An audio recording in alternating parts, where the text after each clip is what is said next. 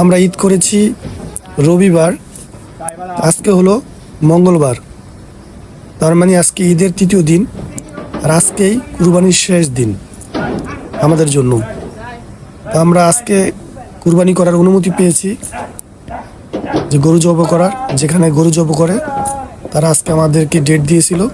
তো দেখতেছেন আমরা গরু ফার্ম থেকে আমাদের গরু কুরবানি করার জন্য যেখানে জবাই করে সেখানে নিয়ে গেলাম। এখন ওই যে দেখতেছেন আমাদের কুরবানি আল্লাহর নামে অলরেডি হয়ে গেছে। এখন তারা চামড়া সিলার জন্য গরুটা টানায় রাখছে, দেখতেছেন এটাই আমাদের গরু, আল্লাহর নামে কুরবানি দেওয়া হয়েছে। তারা এখন এটাকে চামড়া সিলবে। চামড়া সিলার পর হয়তো দুপুরে বা বিকেলের দিকে তারা মোটামুটি 4-5 পিস বড় বড় করে